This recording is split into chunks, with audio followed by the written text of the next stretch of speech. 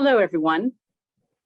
My name is Wendy Fenton, and I'm the coordinator of the Humanitarian Practice Network at the Humanitarian Policy Group here at ODI. And I'd like to welcome you all to this session.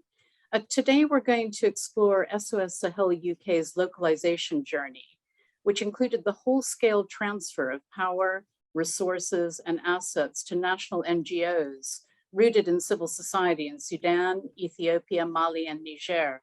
And we'll be discussing the challenges and successes of SOS Sahel's journey and trying to draw out valuable lessons for localizing humanitarian action. Margie Buchanan Smith, who's the author of the new HPN network paper, which documents and analyzes this journey, will start us off by giving a brief presentation on the paper. And this will be followed by a short video of Saleh Abdelmajid Al-Douma, who's the executive director of SOS Sahel Sudan. And he'll reflect on both the challenges and opportunities encountered during this journey. Then we'll hear from Fayera Abdi, the executive director of SOS Sahel Ethiopia, and Mary Allen, formerly with Sahel Echo in Mali, about their experiences and perspectives. And then we'll open the floor for your questions and comments. But before I introduce the panel, I just need to take care of a couple of housekeeping issues. So first of all, French interpretation is available during this webinar. So please click on the globe icon at the bottom of the screen to listen to this event in either French or English. So you need to click on that globe regardless of which language you're listening on so that you can click on it. And we also have closed captions available in English. So please click on the closed caption button at the bottom of your screen if you'd like to use this feature. And then once we've heard from the panel, we'll open up the floor and invite you to ask the panel questions or add your own reflections. And if you'd like to speak, please raise your hand on Zoom. And you can do this by clicking on the reactions button at the bottom of your screen and selecting raise hand. But please do wait for me to call on you before you unmute your microphone and switch on your camera if you'd like to. And you can also add comments to the chat box if you'd rather not speak. So it's now my pleasure to introduce you to all of our panelists. So first, I'm delighted to welcome Margie Buchanan Smith, who has over 30 years of experience working in the humanitarian aid sector as a policy researcher, practitioner, evaluator, and coach, focusing on food security issues, especially early warning and humanitarian information systems, supporting livelihoods and trade in conflict contexts, and migration. Margie's geographical area of expertise is the Horn of Africa, especially Sudan and South Sudan. And she's been on the board of a number of NGOs and was a trustee of SOS Sahel during the transformation process. Margie is now a senior research associate at ODI, a visiting fellow at the Feinstein International Center at Tufts University, a fellow of the Rift Valley Institute, and the chair of ELRA's board of trustees. And although he's not able to join us in person today, we're very pleased to hear by video from Saleh Abdelmajid Al-Douma, as I mentioned earlier. As Saleh has held the post of executive director for SOS Sahel Sudan since 2009. And he previously worked for Oxfam GB for 17 years in Darfur, Khartoum, and Sudan-wide, and in the UK, holding a number of different positions, including deputy director, interim country director, and country director in Sudan. And Saleh also served as a country director for Oxfam America in Sudan before joining SOS Sahel. And we're also fortunate to have with us today, in person actually, Fayera Abdi, who's a senior development professional with 38 years of research and development experience in Ethiopia. Fayera has been the executive director of SOS Sahel Ethiopia since 2007. And for 12 years prior to that, he was the country director of SOS Sahel UK in Ethiopia and led the process of transforming it into an Ethiopian national NGO. Fayera serves as a board chair, founder, and board member of a number of civil society organizations and regional networks. And last, but certainly not least, we welcome Mary Allen, a development practitioner with over 35 years of experience working with rural communities and development organizations in the Sahel. She's lived and worked in Mali since 1986, apart from a recent 4-year stint in Senegal with Practical Action.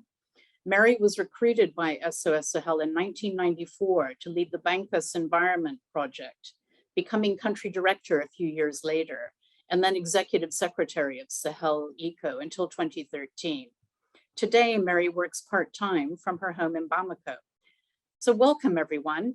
We're delighted to have you all. And I'm now going to hand over to Margie, who's going to talk about the paper. Margie, over to you. Great, thank you very much. And I'm just going to share my screen here. So hopefully, can I just check if everyone can see? Wendy, can you see that? Yes, can see that. Okay, great. There we go. So thank you very much. And I'm just going to say a little bit about SOS Sahel for those of you less familiar with it.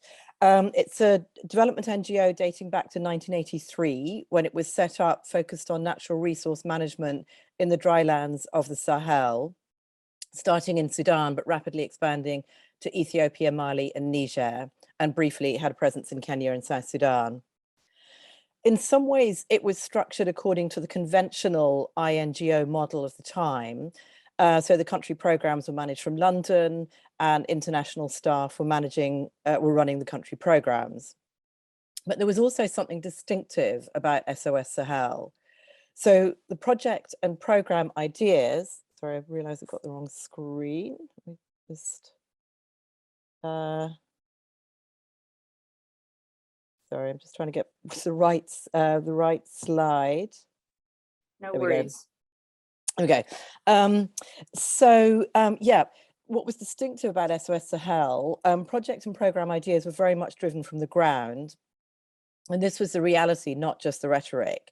So small teams of international and national staff were given enormous scope to design projects and to experiment with community-based natural resource management. So building on what communities were already doing. It was also very committed to action research and worked closely with government, particularly at a technical level. So if we fast forward now to the end of the 1990s, in line with general trends in the sector, SOS Sahel UK was looking to decentralize its program management from the UK headquarters to country programs. But this process soon became something rather different and much more radical, which was triggered by a financial crisis, which of course is not unusual, sadly, for many small and medium-sized NGOs. So after attempting to merge with other international NGOs, and there's some lessons in the paper about that process of merger, SOS Sahel UK decided instead to transform its 4 country programs into national NGOs. And this happened long before the drive in the sector to localize, and even before the term localization had been coined. So in many ways, it's to SOS Sahel's credit that it created opportunity out of crisis, but not without its challenges. And the full report is quite honest about the range of challenges and the difficulties of the process. And I'm going to highlight 3, which are on the screen now, which are also valuable sources of learning. But what I'm sharing with you and what's in the report is based on wide-ranging interviews with many people, and I can see many of them are online now, who were involved directly and indirectly in SOS Sahel's process of transformation. So the first challenge, transforming and localizing out of a crisis, which meant that it had to be done at speed with very little time or no time to strategize and plan. And the burden of that, of localizing fast, it fell hard on the shoulders of the Niger and Mali programs. So they were judged to be the best place to become national NGOs first, and were operating in more favorable domestic political contexts at that time. But both faced a very bumpy journey in solidifying their funding base, having had almost no time to plan. The second challenge was the pressure to hand over financial and contractual management from the UK, which meant that the approach was overly focused on building managerial capacity. And actually what was needed was rather more holistic approach to developing organizational capacity, which would pay attention to issues like building reserves and establishing sound governance. And I sometimes fear that as a sector, we still very much tend to focus on managerial capacity in our capacity development efforts. Thirdly, the financial crisis meant transforming with limited resources and an imposed timetable. So as I've already said, this hit the West African country programs hardest, but having talked to stakeholders who are at the heart of the process, a number of them said, with hindsight, it really needed to be a 5 to 10 year process, guided by achieving certain milestones rather than by an externally imposed timetable. And indeed, SOS Sahel, Sudan and Ethiopia did benefit from a much longer period of accompaniment as they became national NGOs. So let me turn now to 3 of the success factors that contributed. There we go. So 3 of the success factors that contributed to the 4 country programs becoming national NGOs, and again, what can be learned. First of all, the commitment and values of the staff, international and national, who believe deeply in the organization's development approach and in locally led development. And it was their kind of commitment and preparation and being prepared to make this work, sometimes at quite a high personal cost. But also key was the skill set of the UK team facilitating the process. And those were skills of listening, of mentoring, and of coaching. Second success factor was the strong national leadership. In each case, the directors of the national NGOs were steeped in SOS Sahel's development approach, but were also respected civil society leaders in their own right, and were leading SOS Sahel country program that was also embedded in civil society. And I really want to emphasize that. I think the significance of strong national leadership in making this work, it really can't be overemphasized. The third success factor was the process of relinquishing power at the UK end so that the UK became a partnership of equals initially with the national NGOs.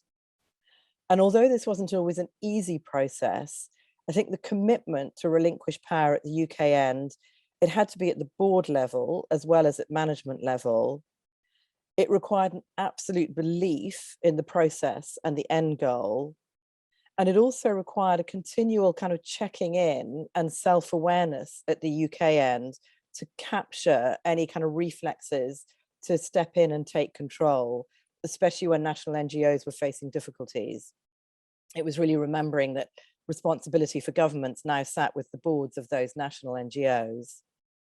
But it also required the national NGOs to push back at times when they felt the UK was overstepping its role. And interestingly, eventually, the financial future of SOS Sahel UK became dependent on the national NGOs raising funds for the UK office. So that was a fundamental shift in the nature of the relationship when the UK office was dependent particularly on Sudan and Ethiopia, SOS Sahel, Sudan, Ethiopia, raising funds for the UK office. And then finally, in 2020, the UK office closed, recognizing that it had done its job. So just to conclude, I think a key feature of the SOS Sahel story of transformation is that it's been about creating national NGOs rooted in their respective civil societies. It's not been about creating a photocopy of the international NGO. So to some extent, the work of each national NGO has diverged appropriately since they became national NGOs.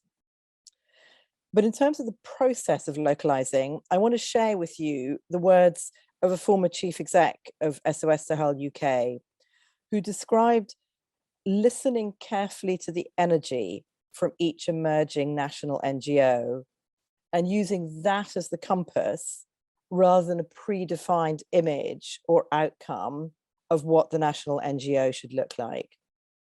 So let me pause there and hand back to you, Wendy. Thank you very much, Margie. Very interesting and lots for us to think about. Before we move on, though, I'd like us to hear from Saleh. So we're now going to play a video of Saleh, who's going to share some of his thoughts about challenges and opportunities. Transformation of international NGOs to national NGO have a lot of challenges, and our experience in transforming SOS Sahel International the UK to SOS Sahel Sudan, we faced challenges, and a lot of challenges, but I can summarize into 3 or 4 main challenges. One of the challenge is how to keep motivated national staff who have been working with the international NGO and being transferred to the national NGO, to the newborn organization. It is difficult to keep them motivated because the issue is related to the salaries and related to risk of uncertainty of getting funding and so on. So that is one of the biggest challenge I faced during the transformation, but I think we have succeeded on keeping staff motivated, and until now, 10 years, we have 10 staff from those who been transferred from SOS Sahel International to Sahel Sudan is still working with SOS Sahel Sudan, motivated and working very well, and they feel proud that they are part of the transformation. The other challenge is fundraising. As you know, national NGOs have a lot of difficulties on raising funds, and to be able to raise funds, we need to develop a profile for the national NGO that reflecting the experience of the organization on management, on implementing projects, and that profile can convince and create trust between the organization and the donor to be funded. This is the difficulties of newly established or registered NGOs. NGO is difficult to get a trust and to get a big funding or big donation from international NGO. We are lucky. I think this is will come later about the period of the transformation. I think SOS Sahel International UK played a bigger role on building our capacity and or working with us simultaneously on a transitional period until we are fully stand alone in our hand. My experience on nationalization of SOS Sahel International to SOS Sahel Sudan as a national NGO was a great experience with a lot of challenges and also a lot of opportunities. As I've been on a leading position for this transformation, I have felt the experience of new opportunity for the national NGOs, but also fear of uncertainties. Sometimes I feel easier to just give up and go. Sometimes I feel tired, but so much effort need to keep your colleague motivated and committed. But the good and dynamic things is ever achieved without risk and fear. When I see the benefit or an impact of SOS Sahel programs on communities, and the communities are happy managing it successfully, I really feel proud, and that is really the word of the bravery decision that I have took to go through this process and to lead the organization in it. Transformation of an NGO, international NGOs to national NGOs, is not an easy job, and it requires real true commitment of leadership who truly believe that national NGOs are key players on humanitarian and development process. Thank you. Well, thank you, Saleh and Absentia, for those comments. I mean, raising some important points around how do you keep national staff motivated? How do you continue to get that funding and develop those direct relationships with donors using your reputation and profile? And then just maintaining your own sort of energy and momentum in the face of many challenges. I'd now like to turn to Fayera to hear about his experience. Fayera, please. Yeah, thank you very much, Wendy, and good afternoon, everybody. It's an honor and a privilege for me to be one of the speakers at this grand event, and it is a day of joy and celebration also for some of us who have been part of this successful journey.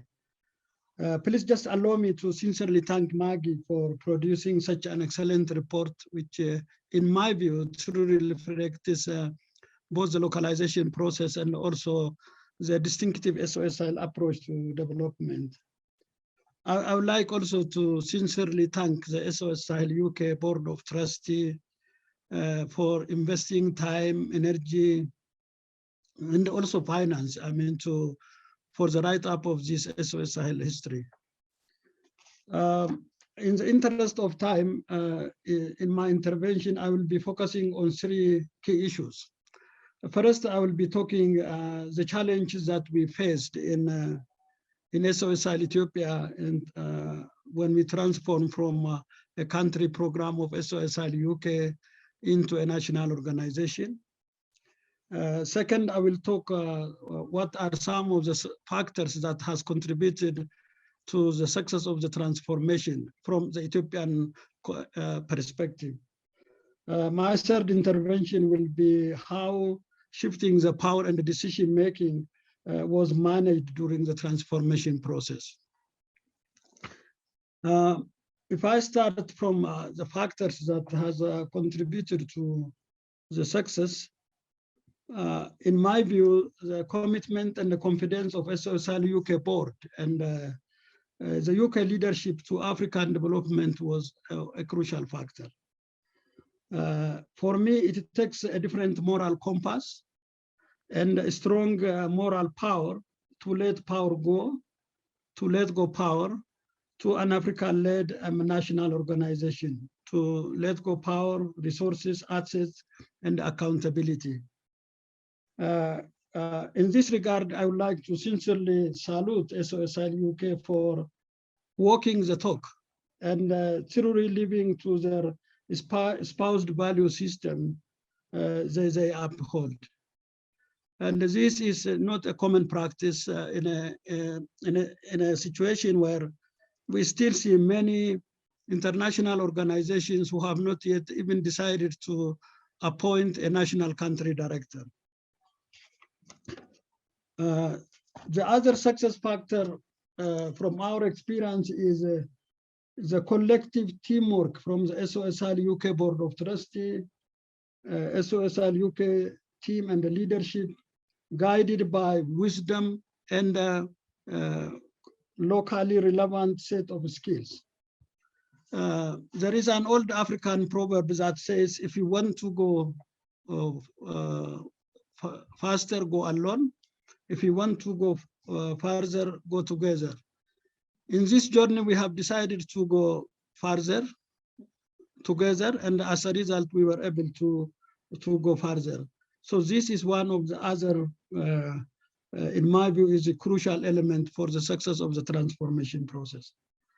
The third factor is what I call it the dividend of a proven past track record. What I mean here is the good image and the credibility that SOS Sahel UK has built through proven track record, was instrumental to win and to easily mobilize the support of informed donors, government partners, international NGOs during the transformation and beyond. So the dividend of good track record has actually paid off for our success during the transformation and beyond.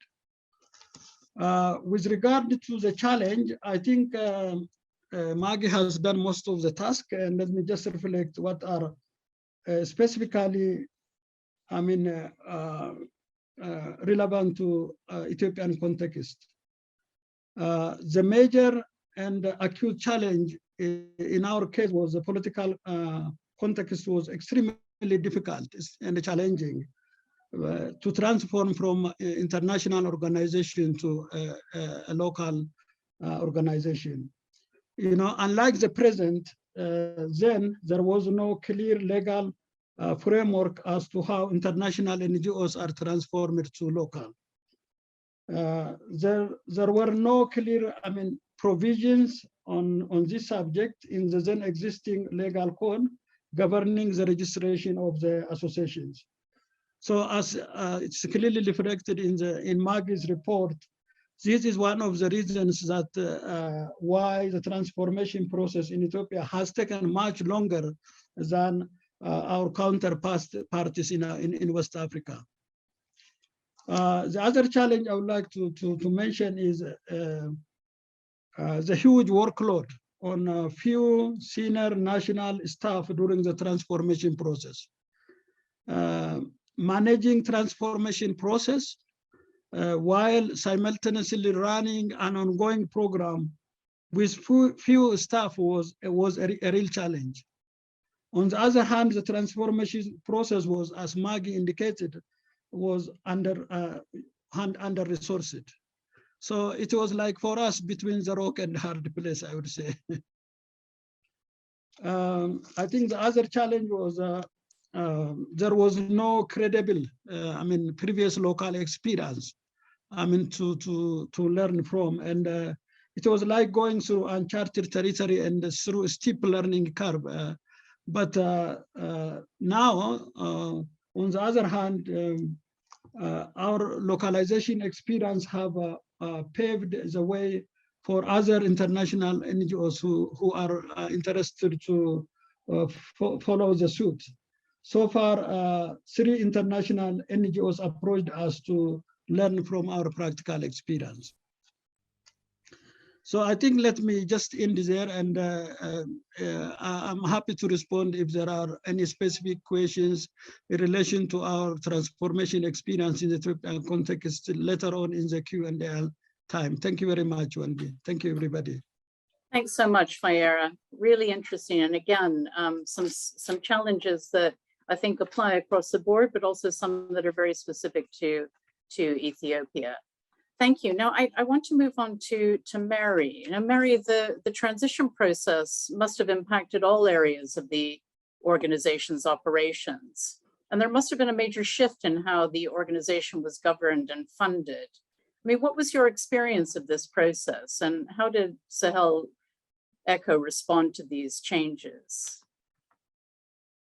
Thank you, Wendy. As Margie already mentioned, when we went through the transition, the situation in Mali was relatively favorable to the creation of a national NGO, and we decided to go for it and to go for it fairly relatively enthusiastically, although it was that or close at the time. But please don't imagine that there was a sound legal framework and a rigorous system for operational oversight of national NGOs, far from it. Basically, we could have legally registered SOS Sahel Echo as a national NGO with just 3 members, and those members could have been me and 2 other members of staff, or it could have been our relatives. So there was no requirement and certainly no legal framework for anything that resembled the British charity model with a board of trustees. So the first point was that we had to impose, if you like, that model of good governance on the association that we created, which we did. And, you know, Sahel Echo staff cannot be members of the association. And there is an annual audit of the whole organization, including unrestricted funds, which might not sound astonishing to people in other countries, but that's not necessarily the case for every national NGO in Mali. And we're categorized as a national NGO. With hindsight, I also agree with the point that Margie made. we did that. We imposed this governance. We put into place the board with these statutes that resembled as much as we could the model of governance that we aspired to at the time. But we really didn't give enough attention to that governance process after everything had been transferred to Sahel Echo. We got support for strategic planning, we got support to set up a financial system, but not support to accompany the operation of that new governance model. There was no training and there was no support. It was just left to me and the board to work that out between us as best we could. And I think one of the points there is, I mean, normally a board would recruit the director of the NGO, but because I was there, and like it or not, that was part of the deal, if you like, that you know, part of the things that were transferred was me being transferred as going from country program director to executive secretary.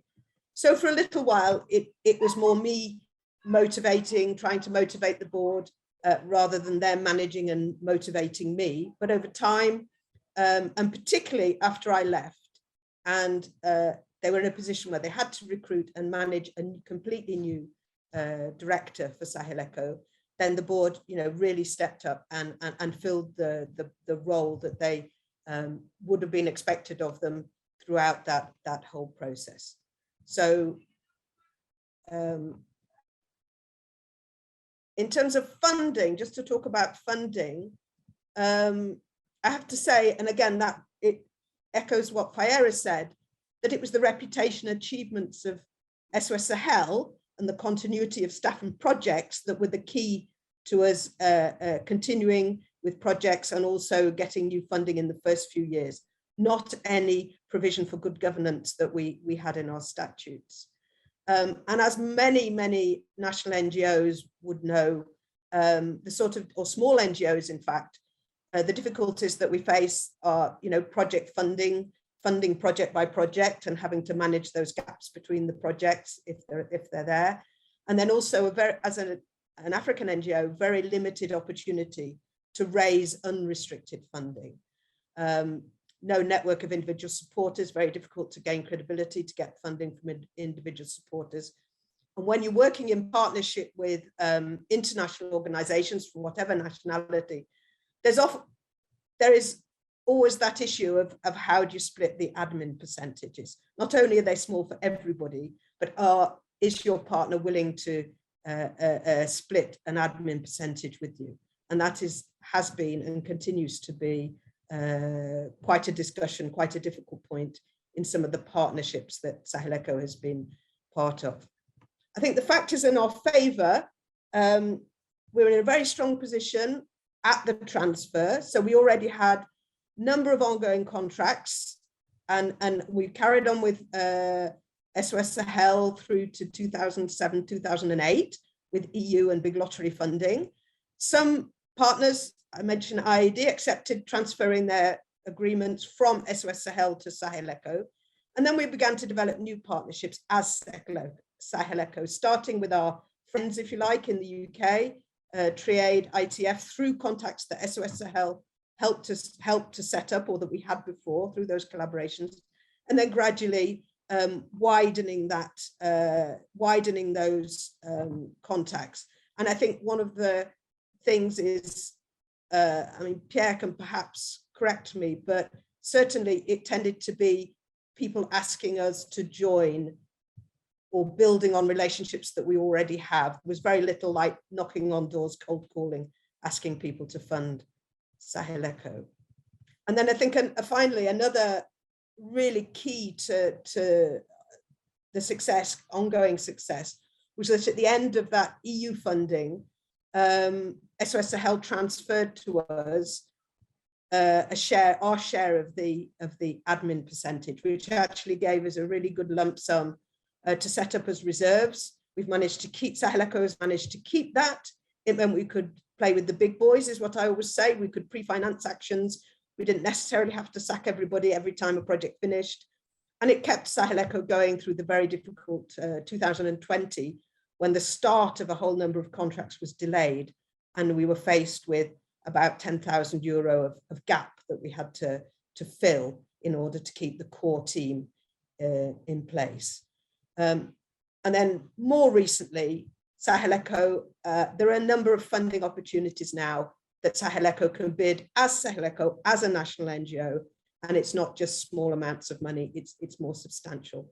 So just to end on a positive note, in January, they were one of the awardees of the Africa Forest AFR 100 Terra Match. So these are opportunities that are interesting and substantial and open to national NGOs. So the landscape is shifting. Okay, thank you. Thank you, Mary. No, really interesting. And I think those reflections on getting that lump sum of funding, is really important. The lack of core funding that national NGOs often have. And it's a discussion that's very live today in a number of different fora. And as you say, the landscape is shifting, but it could shift a lot faster and a lot more in that direction. So I know we only have another 25 minutes or so, but I'd like to now ask people from the audience to respond to our panel's reflections. I'm going to start actually with, I think you said, Hess, you've got your hand up. Thank you, Wendy.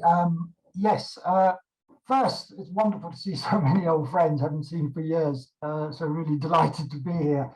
And also, I guess I've been very lucky that I've worked with all 4 countries and all the country directors and their colleagues when I was, well, certainly with IID and also in a previous life. And I think what I've heard really echoes my experience. And I guess there are 4 things I just want to say very quickly. One is seeing how SOS Sahel implemented subsidiarity in practice, actually made it work. So we heard about the devolution of the central office to the national, but I think also seeing the national offices doing the same with local institutions and themselves strengthening local institutions at lower levels, I think is really, really important, particularly in some of the areas where they've been working. And the role of the centre and the role of the national offices in each of those cases was very much guidance, providing a framework, and not directive.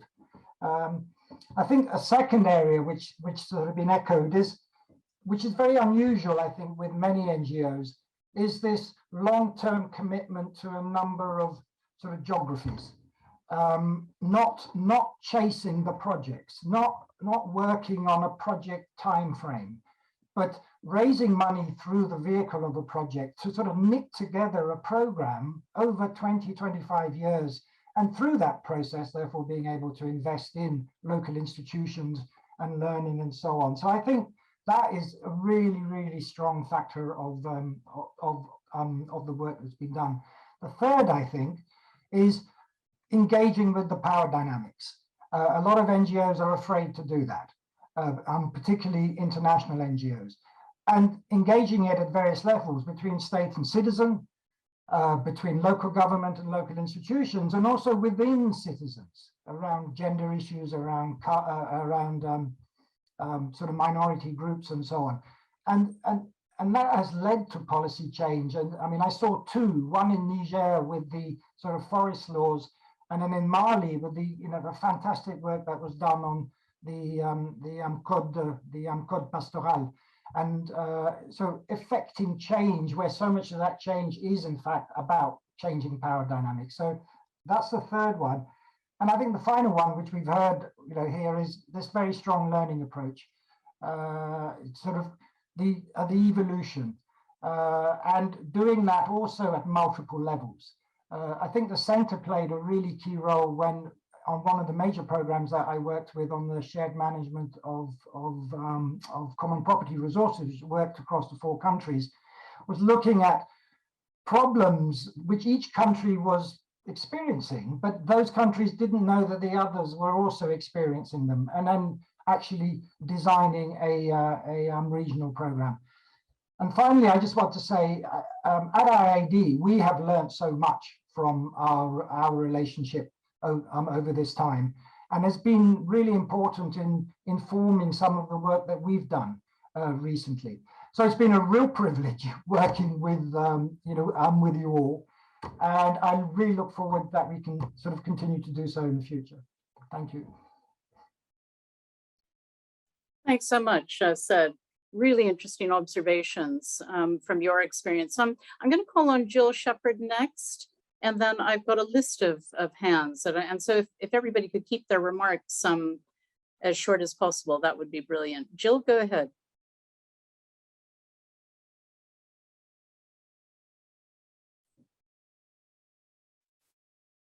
Are you on mute, Jill? I think you are.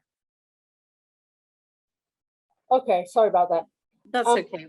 I just wanted to stress what a colossal impact SOS Sahel has had on international forestry, more than perhaps people realize. When we started at the very beginning in the Sudan in 83, 84, the project at Shendi, which was the first SOS Sahel project, which was a project of planting shelter belts to keep rolling sand dunes away from the fields of farmers, was one of the very first community forestry projects anywhere in Africa. It was the first time that that had been done. And parallel with that was the fact that right from day one, women in those villages said, well, we want to do something too. We don't want to go and plant shelter belts. We want trees in our courtyards for shade, for fruit, and so on. So from the very beginning, we had a men's project and a women's project in a conservative Muslim country. We had male extension officers and female extension officers, male foresters and female foresters. And this was incredibly powerful. Donors such as FAO down in Khartoum would come up to look at the project to learn from it, because community forestry was still such a very, very new idea, hardly practiced, and mostly little bits of agroforestry, not really managing anything very substantial. So I think that was very key. It was then extended out to other projects within the Sudan in SOS Sahel, such as El Ain and so on. And from there, it influenced what went on in Niger and Mali and eventually Ethiopia. So it became what SOS Sahel became mainstream. And I'm always proud and interested in a way that community forestry began as a dryland forestry reality. It was much, much later that the management of tropical rainforests became a community activity as well. And that was sort of copied from the drylands and ultimately copied from the SOS Sahel work. So I think the impact over the last 30, 40 years on forestry with local people has been beyond anything one can almost imagine. So great congratulations to everybody involved. Thanks. Thanks very much, Jill. I'm going to call on a couple of other people who have their hands up, and do feel free to ask the panel additional questions as well, not just provide your comments. But let me go to Nawal Osman next. Nawal? Yes, hello, how are you? Thanks, Wendy. I hope you are Wendy Fenton, who worked with us in the 80s in Sudan. Yeah, she used to be my boss in Save the Children. And hello, Margie, she was my colleague, and also Karen Twining was my boss in Oxfam, and hello for the rest of participants. This localization is very interesting. And SOS Sahel is one of the first organizations in Sudan to be localized. And I used to work with USAID, and always the donors are viewing the localization, and the local NGOs are lower capacity. They don't have capacity, so they don't give them the funds that they give it to the international organization. And I keep to fight for the local organization, and I told them that if they have the resources they need it, they could do the work. And now USAID themselves, and Samantha Power now is the administrator. She is really she is having this, what they call it, fertility acts, and they are calling for localization of the organizations and the capacity, and to go local down even to at the community level and to work. So now the localization is becoming a notion, and even for the donors themselves. And thank you very much. Thank you, Nawal, and salam alaikum. It's been a long time. Yeah. Lovely to see you. And okay, well, I'd like to move on now to Bukhari Bari. Bukhari? Ouais, bonjour tout le monde. Hello, everybody.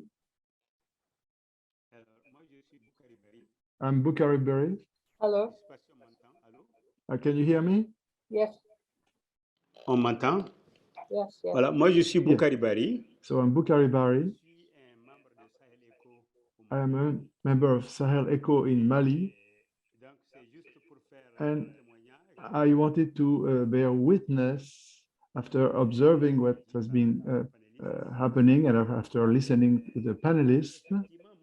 In fact, I think I agree it is very rare to see an international organization be transformed in such a way from top to bottom. It's very rare, it's very exceptional.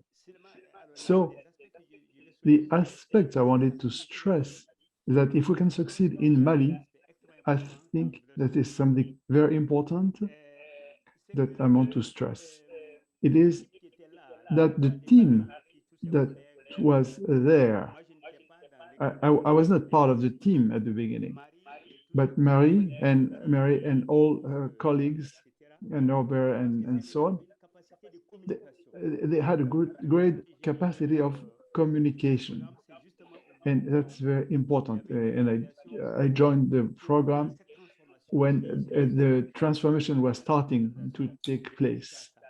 And I took part in it, and I was very impressed by the language and the communication on the community, local level at the time in Sahel. Because when you talk about what's happening in Mali, right away, we know, we talk about pastoralism and concrete things that happen in Mali, the geographical factors. And some people who were not close to each other started working together and worked very well with the help of SOS Sahel. So I wanted to stress the fact that this experience of transformation, in my opinion, was in Mali, especially because I was member of the board of directors. It's a big success in Mali, because when you talk about a non-governmental organization working for environment and ecology on a local and national level, it's a very important sector. It's very important to work in this field, and it's important to have good communication with local communities and to promote, if I dare say, maybe to change some things, to certain public policies, because we talk RNA here. So this became something that was recovered on a national level to help guide what we are doing. And it became something symbolic, emblematic for our organization. And we talked about of the work we do in ecology with all the members of the community is very important. And it is, we have to recognize this fantastic capability of the people who were there at the beginning, because they communicated very clearly with the government, local government and national government, with the communities, and to integrate the spirit of what we are doing. Because when you go to a local community, Bagas go there, everybody knows him. So I want to say that it was a challenge. It was very interesting. And my question now is to ask how, on the, because we succeeded to transform an international NGO into a local one, is this relation with the various organizations could be maintained, and will there be something that will be able to to scale what we have done locally and benefit to other contexts and other countries. And I want to use this opportunity to salute all the members of the teams from other countries, because we have the right people who work well together, and we can all work together. Pierre, for instance, is an example. Oh, But how? Bukhari, excuse me, I'm sorry to interrupt. I might have to ask you to wind up your question just because we have a very little time. Alors, je but conclue en sorry. disant que c'est de trouver les liens. Okay, so I want to find the way to maintain links to learn on an international level so that these local experiences can be used in other countries. Thank you. Thank you very much. I'm going to turn to our panelists, turn back to our panelists in a moment. There are lots and lots of comments, really interesting comments, as well as questions in the chat. And I know that Margie has been responding to some of those, specifically around what has happened with SOS now, what the different connections are. But I wanted to really move back to our panelists because we have so little time. And maybe you could address Bukhari's question when you respond to this, because I think it's part of it. Basically, what I want to know, and I think what others would like to know, is what advice would you give to other organizations that are either decentralizing themselves as international NGOs, or are national regional organizations wanting to gain independence from international NGOs? So let's start off, maybe we'll go backwards in order, and we'll start with Mary. Yeah, well, I think the two main points that there is the issue about, there needs to be some sort of longer term, even if everything changes and legally you're separate organizations and you may be implementing contracts together, think about having some sort of ongoing, you might call it partnership around these issues like governance and learning. If the international NGO is continuing, then, you think about that. And I think the other one is talk about the money. We were very polite and we never talked about the money. We never talked about reserves. We never addressed those hard issues. Yeah. And in the end, it all comes down, it comes down to people, but it also all comes down to money. So talk about the money. Thanks, Mary. Fayera, what are your thoughts on that? What advice would you give? Thank you, Wendy. Yeah, my advice would be, I think for me, the context matters, and one size doesn't fit all. That's what we have learned from this transformation process. So it is crucially important that the legal policy, political and institutional context of individual countries determine the pace and the ultimate outcome of the transformation process. And this is one of our key lessons. So I would advise that radical transformation of this nature should start with a thorough understanding of and an in-depth analysis of the context in which individual NGOs are operating. The other piece I would like to add is also, don't projectize transformation processes like this one and put a definite time frame. And there must be an allowance for building up a contingency plan, and also try to follow an adaptive management style to cater for any unforeseen circumstances in the course of the transformation process. So that's what I would like. And the other issue is, I think we have to be prepared for the marathon run, not a sprinter run in the case of transformation of this nature, because it's a very lengthy process. I would say one of the success factors in our case is the accompaniment support that SSR UK has given beyond our date of registration, investing in building the institutional capacity of local organizations. So it's a long process. We have to prepare for a long journey. Don't projectize it, and also take care of your contexts. Thank you. Thank you, Fayera. Very wise words, I think. And then finally, because we can't ask Saleh directly, unfortunately, but I'm going to go back to Margie. Margie?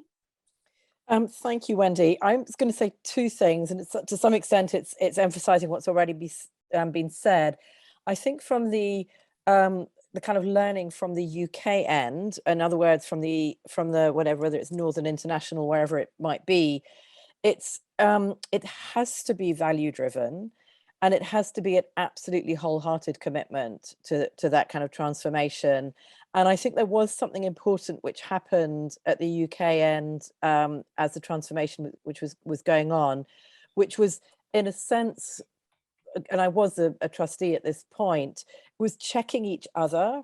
And I remember board meetings where, you know, we'd hear about a problem that was happening, and one trustee might kind of want to step in and say, well, can we not help in this way and that? And others maybe had to say, it's not our role anymore. So there was something about really, checking on each other to make sure that we kept following that commitment and those values. And then the other thing I want to mention, which I know I've already said, but I just really want to emphasize it again, is national leadership. And you've heard from the leaders on this panel, and they won't say it themselves. So let me say it, that their leadership has been absolutely fundamental to the success.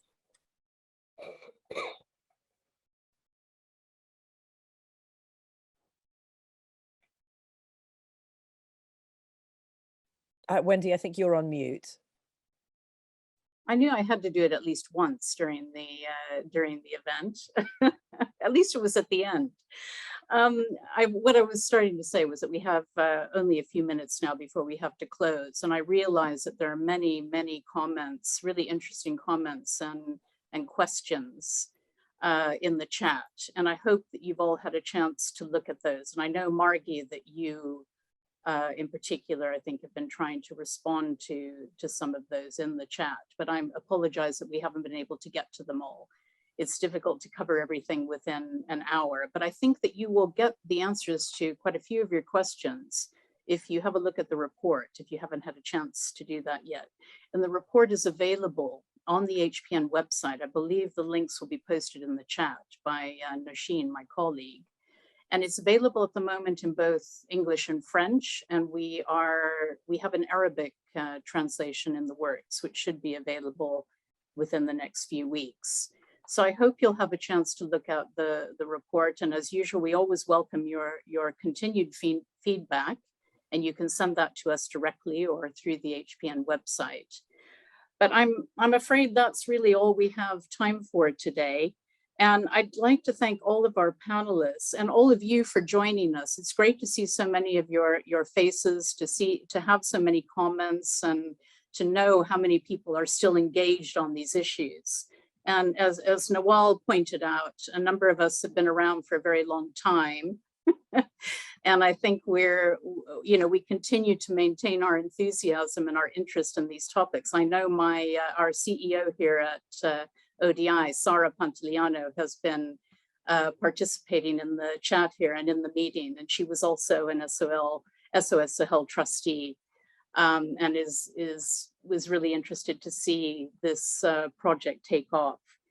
So, as I said, have a look at the report, and the recording of this video, and I think you can access it in both French and English, will be available online on the ODI website within a few days. So again, thanks to all of you, and have a good morning, good evening, good afternoon, wherever you are. Thank you. Bye-bye. Thank you very much.